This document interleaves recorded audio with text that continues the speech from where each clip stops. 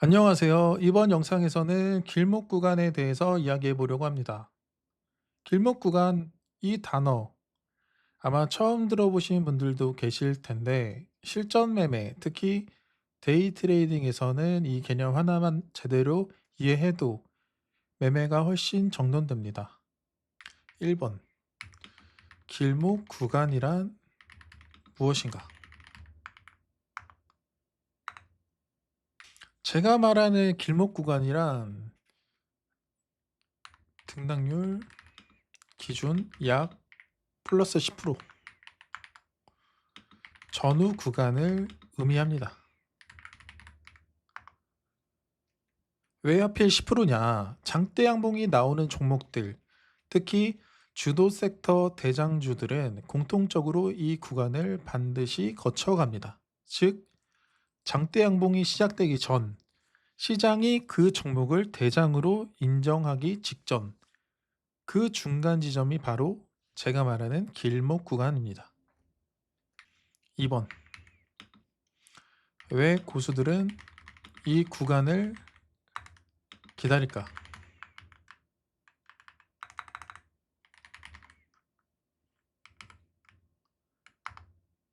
제가 유료 강의 3천만 원 이상 넘게 써봤잖아요. 데이 트레이더 강의, 돌파 매매 강의, 뭐 눌림 매매 강의, 종가 베팅 강의, 수급 매매 강의, 뭐 시간의 강의 다 들어봤는데 안 들어본 게 없어요. 그런데 공통점이 하나 있습니다. 진짜 고수들, 특히 억대 베팅 하시는 분들은 장 초반 매매를 거의 하지 않습니다. 장 초반 매매하시는 분들은 이제 스캘퍼 분들 있잖아요. 좀 손도 빠르고 이제 두뇌전 빠르신 분들, 그런 분들이 이제 장 초반에 매매를 자주 하고, 대신에 장 초반에 매매하시는 분들은 어 잃을 때도 좀 크게 잃어요. 딸 때도 크게 따지만 잃을 때도 크게 잃어요. 그러니까 장 초반 매매를 하면은 요런 걸 먹는 거예요. 산마 페인트 요런 거. 전날 상한가 갔으니까 다음날 전상 매매할 거 아니에요. 갭이 한 몇 퍼센트야 이거. 갭이 한 8% 떴는데, 그쵸? 시초가 장초반 매매 안 하는 분들은 요런 거 매매 못 하겠죠.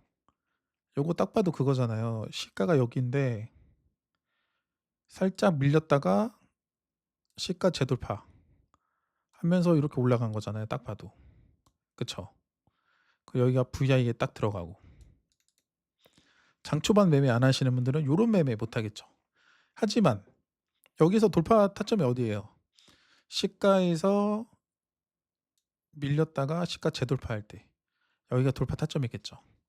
근데 얘는 갔으니까 쉬워 보이는 거고, 여기서 돌파를 땅 했는데 돌파 안 가고 차익 실현이 다다닥 나오면서 밑으로 쭉 떨어져. 그러면 여기 저가 깰 때는 파셔야 되는 거야. 요렇게 떨어지겠죠. 그러면 최소한 못해도 최근 저가 깰 때 여기서는 손절하셔야 된다. 어떤 느낌인지 아시겠죠? 근데 장 초반 매매 하시는 분들은 요런 매매 좋아합니다. 시가가 갭이 뜬 다음에 밀렸다가 시가 재돌파. 어떤 느낌인지 알겠죠? 혹은 시가에서 위로 살짝 갔다가 쭉 밀렸다가 시가 재돌파, 혹은 당일 고가 재돌파, 요런 매매 좋아합니다. 시초가 매매 하시는 분들. 그래서 요런 매매는 보통은 억대 트레이더들은 매매를 안 해요. 그냥 보내줍니다.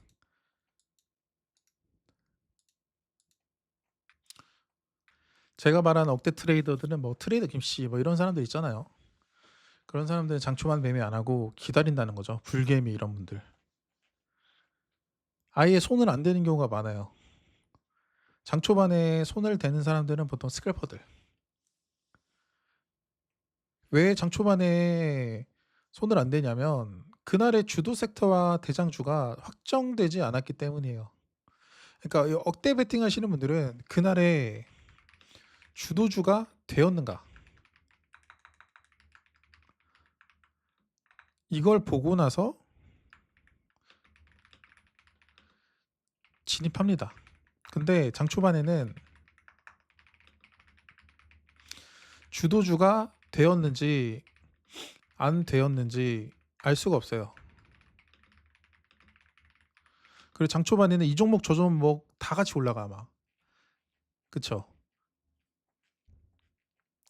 그래서 좀 내가 매매하고 있는 게 얘가 과연 오늘 주도주가 될 것인지 이거에 대해서 어 확실하지가 못해. 어떤 느낌인지 아시겠죠?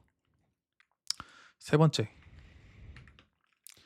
초보와 고수의 결정적인 차이. 초보들은 이렇게 생각합니다. 장대 양봉 나오기 전에 미리 사야 많이 먹지 않나. 반대로 고수들은 이렇게 생각합니다. 장대 양봉이 나온 걸 확인하고 들어가도 늦지 않다. 이 차이가 꽤 큽니다. 왜냐하면 주도 섹터 대장주는 대부분 상한가 혹은 20에서 25% 부근까지는 가더라. 추가적인 상승 여력이 있는 경우가 많기 때문에 그래요. 네가 그걸 어떻게 아느냐 물어본다면 시장에서 최소 3년에서 5년 정도 계속 하다 보면 느끼는 게 뭐가 있냐면 결국에 그날의 주도 섹터 대장주는 혹은 그날의 거래대금 터지고 등락률 10% 이상 되는 종목은 20에서 25% 구간까지는 가더라. 이거를 우리가 학습을 통해서 알고 있는 거거든요. 그러면 이 10% 길목 구간에 왔을 때 어떻게 하겠어요? 종목 압축을 하는 거야. 그러니까 10% 길목 구간에 안 오면 매매를 안 하는 거예요. 그래서 10% 길목 구간에 오는 순간부터 매매하는 거예요. 이제 저는 그거를 뭐 거래대금이랑 등락률이랑 뭐 이것저것 세팅해 가지고 조건식을 따로 만들어 놓은 건데 아무튼 10% 길목 구간에 오지 않으면 저는 잘 매매하지 않습니다. 그래야지 종목 압축이 확실하게 되거든. 근데 10% 길목 구간에 오지 않았음에도 매매하는 경우는 언제냐면 어 일봉상 정고점 돌파할 때 혹은 분봉상 당일 고가 돌파할 때 요럴 때는 10% 길목 구간 아니어도 매매하긴 하거든요. 어제로 따지면 하나솔루션 같은. 제가 어제 여기서 매매했잖아요. 제가 여기 대체거래소 고가 돌파할 때 여기서 제가 들어갔는데 여기서 왜 들어갔느냐? 대체거래소 만든 고가를 재돌파할 때 들어간 거예요. 거래대금도 충족이 됐고요. 어떤 느낌인지 아시겠죠? 그리고 여기가 10% 길목 구간이고 10% 길목 구간을 통과하고 내려오니까 여기서 지지가 나오고 그쵸? 25% 여기는 15% 구간 길목 구간을 통과하니까 이후에 지지가 나오고 그쵸? 어떤 느낌인지 아시겠죠? 그리고 여기가 20% 길목 구간 여기가 15% 길목 구간이라고 했죠? 지지 나오고 지지 나오고 그쵸? 어떤 느낌인지 아시겠죠? 네 번째, 장 초반 매매가 위험한 이유. 장 시작하자마자 상승하는 종목들 많습니다. 하지만 그 중에서 진짜 대장주가 될지 그냥 반짝하고 끝날지는 그 누구도 장 초반에는 알 수 없습니다. 그래서 고수들은 섣불리 장 초반에 들어가지 않습니다. 방향이 확정될 때까지 기다립니다. 물론 누가 봐도 명확한 종목, 예를 들어 최근에 하나솔루션 같은 시장 전체가 인정하는 대장주라면 예외가 달라 달 예외가 될 수는 있습니다. 하지만 그런 종목은 항상 있는 게 아닙니다. 다섯 번째, 그래서 언제부터 매매하느냐? 답은 하나입니다. 길목 구간에 들어온 이유, 즉 주도 섹터가 어느 정도 정리되고 대장주 후보가 걸러지고 등락률이 약 10% 내외로 들어 올라온 구간부터 이때부터 고수들은 관심을 갖고 대기합니다. 10% 길목 구간에 들어왔다고 다 매매하진 않아요. 또 여기서 촉각감들이 몇 개 추가가 되거든요. 근데 그 얘기는 다음 시간에 해보고 오늘은 길목 구간 그 자체에 대해서만 얘기를 해볼게요. 왜 길목 구간이 상대적으로 안전한가? 길목 구간은 이미 시장이 1차로 검증을 끝낸 구간입니다. 수급이 붙었고 테마가 확인됐고 종목이 걸러졌고 그 상태에서 들어가는 매매는 장 초반 추측성 매매보다 훨씬 구조적인 매매가 됩니다. 이게 바로 초보와 고수의 결정적인 차이입니다. 저도 초보일 때는 막 불개미님이나 티구팔님, 막 트레이더 김씨님 이런 분들 보면 수십억으로 매매하시는 분들 보면 어떻게 저렇게 높은 데서 억대 배팅 수십억을 배팅할까 좀 신기했거든요. 초보 때는 이해를 못했어. 근데 저도 시장에서 구르다 보니까 그러니까 이 정도 올라왔으면 보통 20% 25%까진 가더라는 거예요. 10%까지 올라왔으면 20% 25%까진 가더라. 10%까지 올라왔으면 20% 25%까지는 가더라. 이게 그 사람들 머릿속에 박혀 있는 거예요. 억대 트레이더 머릿속에. 그러니까 10% 길목 구간 온 순간부터 매매를 적용하는 거예요. 그러면 종목이 많이 압축이 되거든요. 거기에다가 누구는 역사적 신고가에 있는 종목을 하고 누구는 거래대금을 보고 그러면서 종목 압축을 하는 거예요. 어떤 느낌인지 아시겠죠?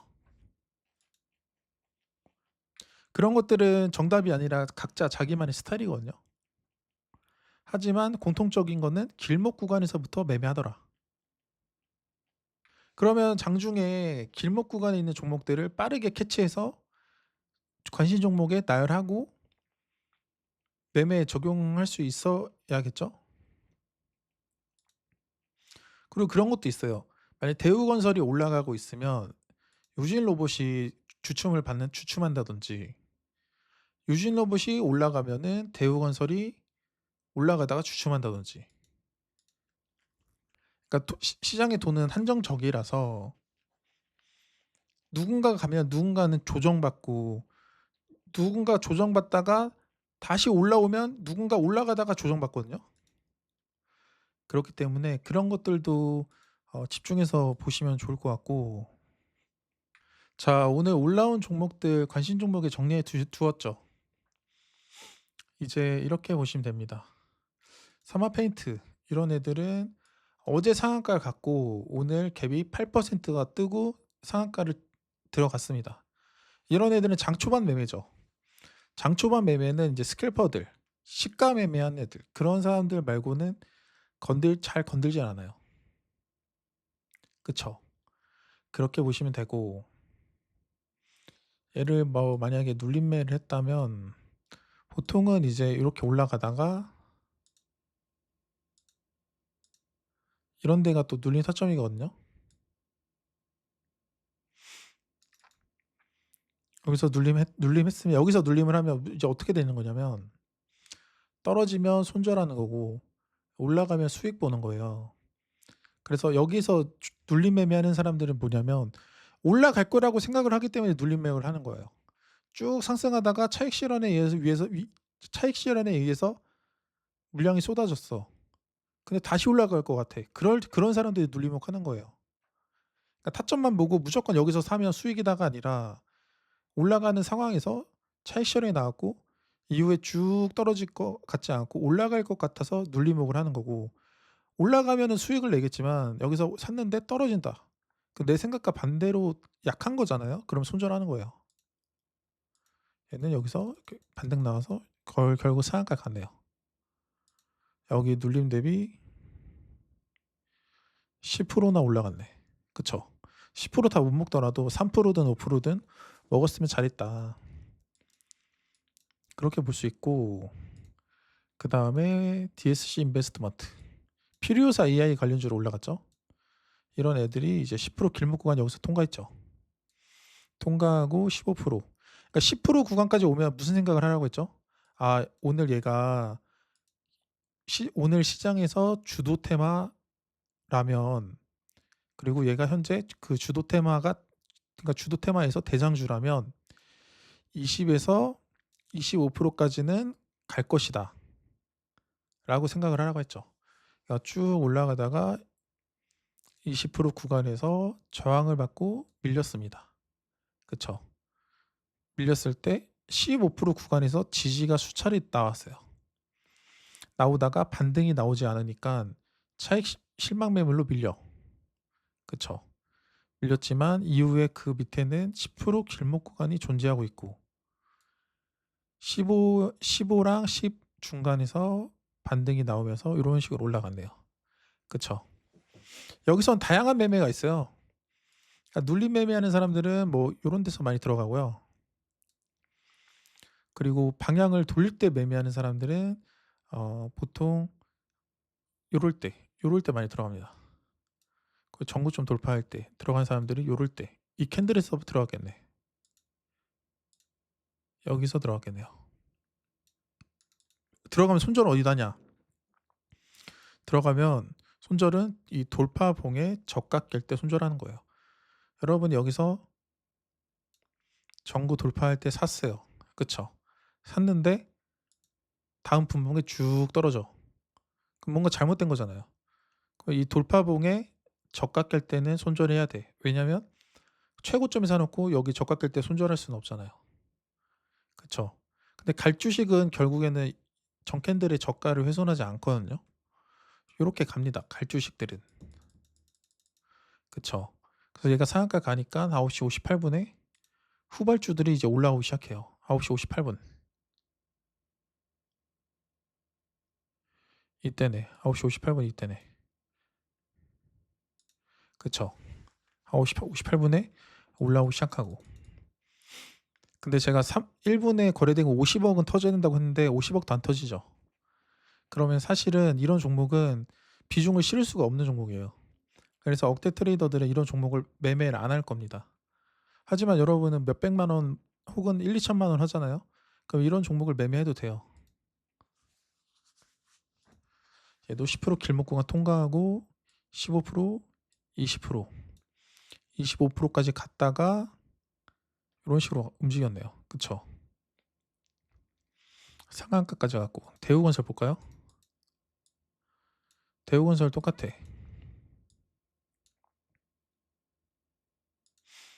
10% 길목 구간 통과했죠? 통과하고 밀렸을 때 여기가 이제 눌림 매매 구간이고 그쵸? 안 갈 주식이면 떨어져요.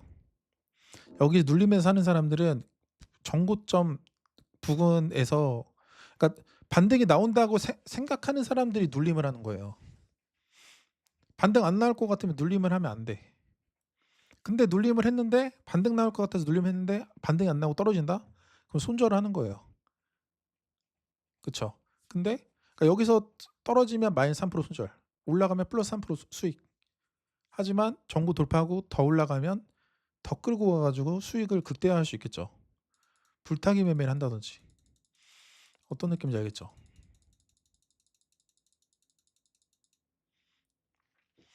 그러니까 여기가 10% 길목 구간, 10% 길목 구간을 뚫었다가 밀렸다가 다시 재돌파, 15% 구간 돌파하고 15% 구간 지지받고 이런 식으로 움직였네. 그쵸? 20% 구간 돌파하고 지지받고 지지받다가 20% 구간을 깨고 내려가니까 반등 나왔을 때 20% 구간에서 저항을 받고 어떤 느낌인지 알겠죠?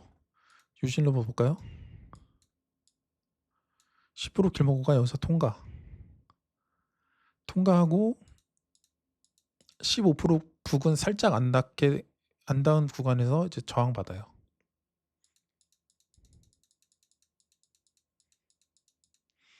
여기서부터 눌림목 하는 사람 여기서부터 들어간다 했죠. 여기 깨지면 손절, 올라가면 수익. 그쵸? 여기서 결국에는 올라갔죠. 눌림목 하는 사람들이 여기서 사서 보통은 이제 눌림목 하는 사람들이 전 고점 부근에다가 입절을 하거든요. 물론 뭐 눌림이 사서 뭐 10%뭐 이상 끌고 가는 사람도 있지만 저 같은 경우에는 일단 절반이라도 전고점 부근에다 팔아요. 그리고 여기서 보면 전고점을 뚫었죠. 이 봉에서. 그쵸? 그럼 어떻게 되겠어요? 여러분이 정고점 돌파할 때 샀다고 쳐봐요. 근데 뚫었는데 못 가. 그럼 뭐예요? 다음 분봉 바뀌었을 때 이 돌파봉의 저가 깰 때 손절하는 거예요. 여기 깰 때. 여기 깰 때 손절하는 거예요. 손절하면은 된다.